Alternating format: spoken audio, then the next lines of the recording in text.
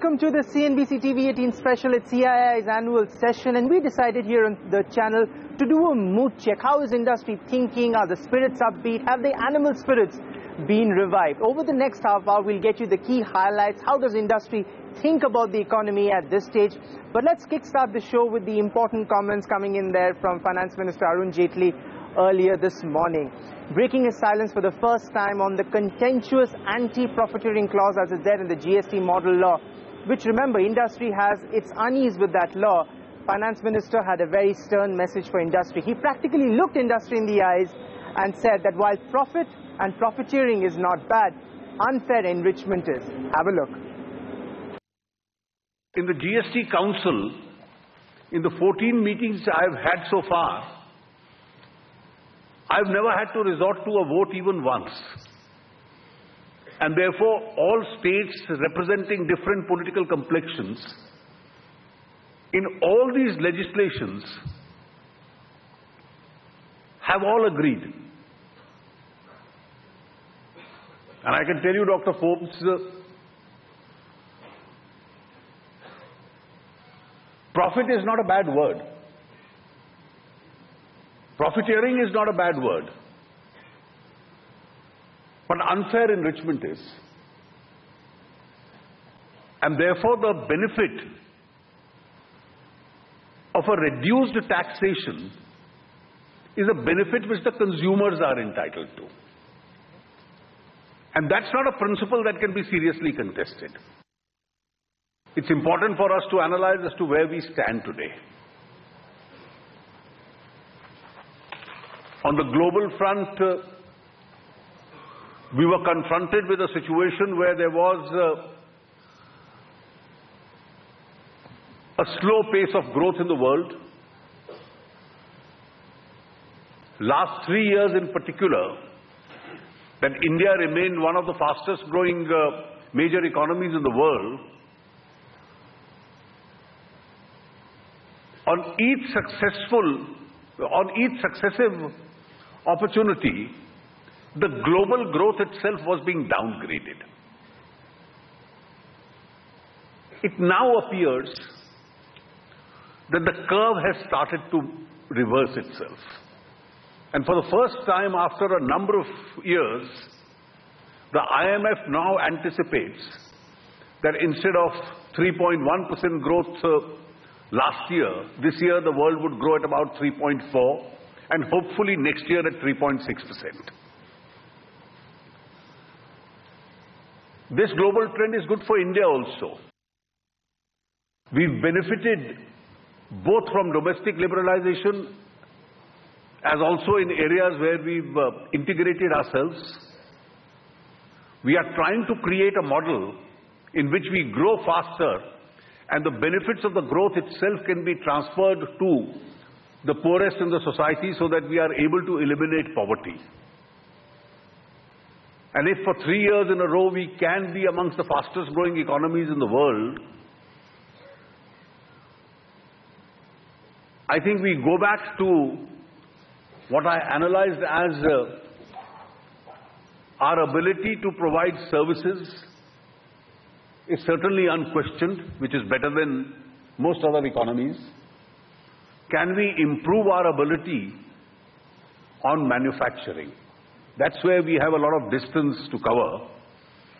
The CII, I understand, originally was the confederation of the manufacturing industry itself. And I'm sure the role of the Indian industry in this area is going to be very significant. I think the last few years have seen several significant changes. The opening out of many more sectors. The simplification of the process of attracting investment. I am now in the final stages of doing away with the FIPB because 90% of the investment into India in any case comes under the automatic rule. So for the balance 10%, do we need multiple forums to give multiple approvals, or do we need just one forum in a concerned ministry? Well, there you have it, important comments coming in there from the finance minister himself. But let's shift focus and talk about India Inc. How is India Inc. feeling at this stage? The new financial year has just begun, and over the course of the day, we posed a whole lot of questions to some of the marquee names of India Inc. in terms of the business plans going forward, the kind of investments they would be making, how are they creating jobs, and importantly, some of the risks going ahead in the short term. This is what they said. Have a look. Relative to the world and other countries, India's economy is giving very positive communication to the opportunity of building exports and trade with global industry. The government is focused towards development, building infrastructure, building industrial capability, and the capital that's being infused into India gives India the multinational capability. And industry now is becoming more global than national.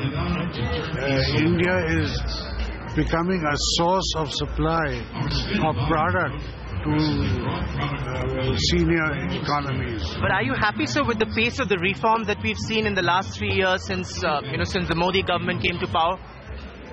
I'm delighted with the opportunity and the pace of change. The pace of change makes industry more competitive in the global scenario than it ever was before.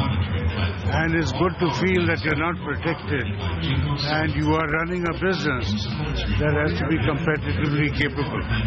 How do you then see agriculture panning out in FY18? I think there's going to be a growth of more than 7-8%. So, Mr. Kalyan, we're actually trying to do like a mood check from CIA AGM about the economy. It's almost 3 years since the Modi government came to power. At the macro level, clearly a lot of like old legacies that they've inherited, they're trying to address. But on ground, give us like a quick take in terms of, how do you see, is there a revival of animal spirit, so to speak, that you're seeing? If you talk about mood, the mood is extremely positive. As you can see from the stock market, as you can see from FDIs flowing in, investments flowing in. But if you're not in the defense sector, Mr. Kalyani. But defense is just one of the sectors of the Indian economy. You don't have. Look, the Indian economy is going to get built on the basis of first fixing its infrastructure, transportation. Because if you can't move from one place to another, it's going to be very difficult to do other things. Right. Then creating the manufacturing base, okay, and which will include defense, of course, and many other things, agriculture, services, a whole host of things that the digital economy will generate. With your Aadhaar card and this little phone, you can do almost anything you want in this country. Right. But there's a long gestation period, I think, is what you're getting at, and one needs to be patient. But let's talk about FY18. Even in case of Bharat Forge, how is capacity utilization looking like? Do you see an uptick? No, Mr. Kalyani, but these are important. Beyond just the big picture, which we've been hearing through the day. But let's get down into more specifics. Are you seeing an uptick in capacity utilization? Will you be making additional investments in FY18, for instance? Well, first of all, we are seeing an uptick in utilization for sure. We see FY18 being better than FY17. So we are very optimistic. Okay. Are we making investments? Yeah, we are making investments, not large investments, but we are making investments where we need to make for the new products that we are going to launch. So overall, I think, the markets, the industries, the manufacturing sector is, and also the service sector is reasonably more upbeat about FY18 than FY17. We got the GST coming in July, so that should bring in some benefits in terms of taxation, in terms of growth in the economic sectors. So, I think right now there is a lot of positives. Right. What do you think is the chief risk that industry is looking out for in FY18? Wary of, rather. Well, I don't know FY18 because risks normally are not for 1 year. Risks are a little more... so what are the immediate short-term risks then for industry? The biggest risk, in my opinion, is India's ability to create talent and skills. Because we just got to get that process right. But what I see is that a lot of things have been done. For example, the Prime Minister, I think, understood better that the social problems of India are bigger than its economic problems. And you can see that he set out to do a lot of things in those areas in these 3 years. From Swachh Bharat, I mean, admitting that we are a filthy country and to do something about it takes a lot of courage and a lot of important idea to recognize it as a social issue. But then it leads on also to more economic issues like the cleanliness, good health, better productivity, lots of cleaning businesses that can come up in cities, waste management, a whole process. It's a whole industry in itself. Then you have also Janadhan. You know, there is a large amount of young people who are poor, but they are not below poverty. Right. By giving them an account, making sure some of their basics like electricity are provided. So there is an area of the country in which there is a certain revival taking place. When it comes to the economic side, well, you have done the GST matter is done. They have been able to contain the fiscal deficit using the bonanza of some of the good things that happened due to fall in commodity prices. They have been able to do a number of these things. They have also tried at very individual industry level to solve the problems. What's a private? The question is when will they trickle down? Because private investment continues to be disappointing. So private investment has still not taken up, and that's an area I'm sure they will now be addressing. Some of the private investment by itself also would not have taken out until some of these things are addressed. Because if there is a certain gloom in the rest of the country on a variety of issues, these things don't happen.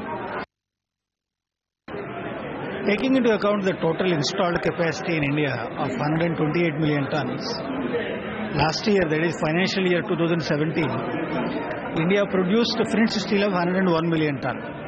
So what is available is only 27 million tons today. So the effective capacity wise, if we take, generally the companies operate at around 85-90%. So the incremental capacity which is available for increase in demand is only around 10 million tons in India. So if we start growing at an accelerated rate, at a rate of 1.2 times of GDP, once investment cycle comes back, then we don't have enough domestic capacity. So therefore, I think there is a great opportunity for Indian steel companies to invest further and create more capacities in India. Do you see pickup in demand, and which are the key areas which is giving boost to the steel consumption?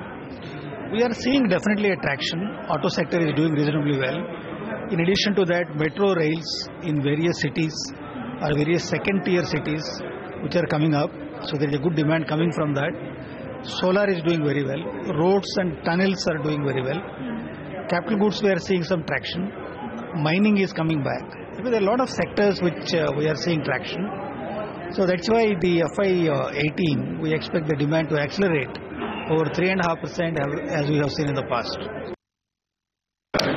Adding capacities takes time. Even for us in Kalinganagar, it took us 10 years after we started to get the plant running. So in India, adding capacities is not going to be easy. And normally capacities are added in steps, whereas the demand grows more linearly. So it's important for us to keep adding capacity simply because I think the consumption of steel in India will grow. But at the same time, I don't think India will add too much capacity too fast, just like China did, because it takes much longer to build capacities. Just now, yes, the exports is growing. India is probably going to be a net exporter, which is good for the Indian economy and for the trade balance of India. But I think in the longer term, the demand in India will outpace the capacity growth. Where do you see the demand pick up from? Demand is picking up in a few sectors. I think highways is good. Railways is picking up. Power transmission, the rural electrification program is having a positive impact. We are also seeing a positive impact because of rural electrification, because you're seeing the appliances and those kind of products also taking off as more people have power and regular supply of power. So these are certainly sectors. Auto has also been picking up.